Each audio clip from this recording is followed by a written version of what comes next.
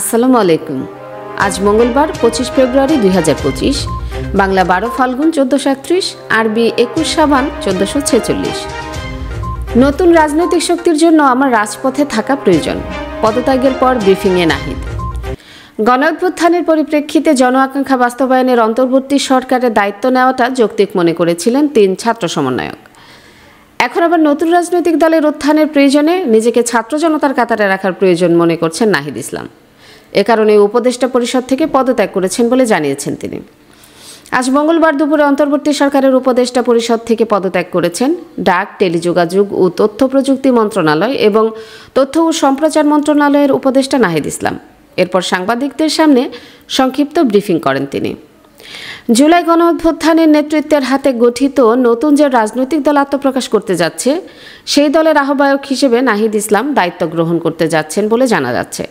আগামী 28 ফেব্রুয়ারি বিকেলে রাজধানীর মানিক মিয়া এভিনিউয়ে জাতীয় সংসদ ভবনের সামনে সমাবেশ করে দলটির আহ্বায়ক কমিটি ঘোষণা দেওয়া হবে। ব্রিফিংয়ে নাহিদ ইসলাম বলেন, মূলত গণ অভ্যুত্থানের প্রেক্ষিতে 8 আগস্ট গণ অভ্যুত্থানের প্রতিনিধি হিসেবে প্রথমে 2 জন ও পরে আরও 1 জন, এই 3 জন অন্তর্বর্তী সরকারে দায়িত্ব নিই অন্যান্য উপদেষ্টা নেতৃবৃন্দের সঙ্গে। তখন দেশের জাতীয় নিরাপত্তা ও গণ অভ্যুত্থানের আকাঙ্ক্ষা বাস্তবায়নে সে সময় দায়িত্ব গ্রহণ করাটা আমাদের কাছে যৌক্তিক মনে হয়েছিল। নাহিদ বলেন, গত 6.5 মাসের প্রেক্ষিতে বলা যায় সরকার কাজ করছে। হয়তো আমরা আকাঙ্ক্ষিত ফলাফল তেমন পাইনি, কিন্তু আমার কাছে মনে হয় সরকারের একটি স্ট্যাবিলিটি এসেছে।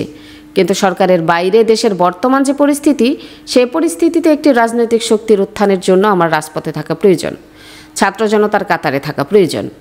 আমরা যে পরিবর্তনের আকাঙ্ক্ষা করি, সে আকাঙ্ক্ষার জন্য এবং গণ অভ্যুত্থানে যে ছাত্র জনতা অংশগ্রহণ করেছে, সে শক্তিকে সংহত করার প্রেক্ষিতে আমি মনে করেছি যে সরকারের চেয়ে সরকারের বাইরে রাজপথে আমার ভূমিকা বেশি হবে। আমাদের যারা সহযোদ্ধা আছেন তারাও এটিই চান। সেই প্রেক্ষিতেই মূলত আজ আমি পদত্যাগপত্র জমা দিয়েছি। নিজের কাজের মূল্যায়ন প্রসঙ্গে নাহিদ ইসলাম বলেন, গত 6 মাসে আমি আমার জায়গা থেকে চেষ্টা করেছি কাজ করে যাওয়ার। 2টি মন্ত্রণালয়ের বাইরে আরও অতিরিক্ত দায়িত্ব আমাদের পালন করতে হয়েছে। আমরা চেষ্টা করেছি এবং মন্ত্রণালয়গুলোতেও কাজ করেছি। সেই কাজের ফলাফল হয়তো সামনে জনগণ পাবে। 6 মাস খুব কম সময়, তারপরও আমি চেষ্টা করেছি। আমার কাজ এবং কাজের ফলাফল জনগণ মূল্যায়ন করবে। আজ থেকে আমি সরকারের আর কোনো দায়িত্বে নেই। আপনার জায়গায় কে দায়িত্ব নেবেন এমন এক প্রশ্নের জবাবে নাহিদ ইসলাম বলেন, আমার পরে কে দায়িত্ব নেবেন এটি উপদেষ্টা পরিষদই ঠিক করবে। আমি আমার জায়গা থেকে মনে করেছি আমাকে বাইরে প্রয়োজন, কারণ এখনও আমাদের গণ অভ্যুত্থানের আকাঙ্ক্ষা বাস্তবায়িত হয়নি। বিচার এবং সংস্কারের জায়গায় যে প্রতিশ্রুতি নিয়ে এই সরকার গঠিত হয়েছিল, ছাত্ররা এসেছিল, সেই জায়গা থেকে অন্য যে 2 জন রয়ে গেছেন তারা মনে করছেন তাদের সরকারে এখনও দায়িত্ব রয়ে গেছে। তারা এখন সরকারে থেকেই জনগণকে সার্ভ করবেন। তারা রাজনীতি করার প্রয়োজন বোধ করলে হয়তো সরকার ছেড়ে দেবেন। নতুন রাজনৈতিক দলে যোগ দেওয়া প্রসঙ্গে বৈষম্য বিরোধী ছাত্র আন্দোলনের অন্যতম এ সমন্বয়ক বলেন, নতুন যে রাজনৈতিক শক্তি এবং দল গঠন হচ্ছে, সেখানে অংশগ্রহণের অভিপ্রায় আমার আছে।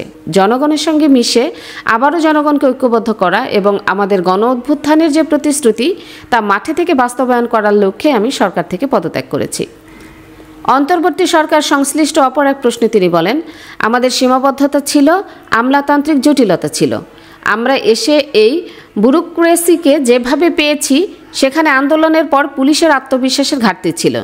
জুলাইয়ের গণহত্যাকারীদের গ্রেপ্তার ও বিচারের বিষয়ে আমাদের সীমাবদ্ধতা থাকার পরও আমরা কাজ করেছি। আমি জনপ্রশাসন কমিটির একটা দায়িত্বে 2 সপ্তাহের মতো ছিলাম। 2 সপ্তাহের মিটিংয়ে আমরা সিদ্ধান্ত নিয়েছি যে যারা 2018 সালে ডিসি ছিলেন এবং দুর্নীতির সঙ্গে জড়িত ছিলেন তাদের সরানোর ব্যবস্থা করা হবে। এরকম কিছু উদ্যোগ আমরা নিয়েছি।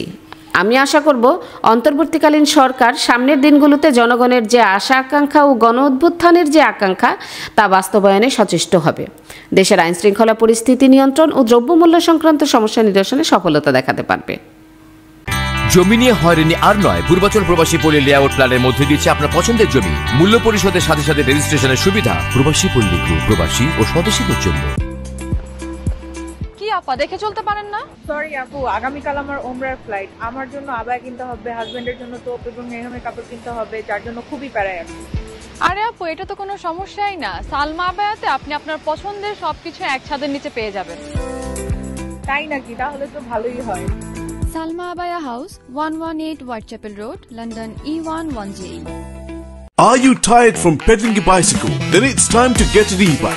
Get an e-bike from JMG Bike and get 6 months free services. JMG Bike. We sell and repair. We also sell bike accessories. Visit our showroom today. Remember, for e-bike, JMG Bike.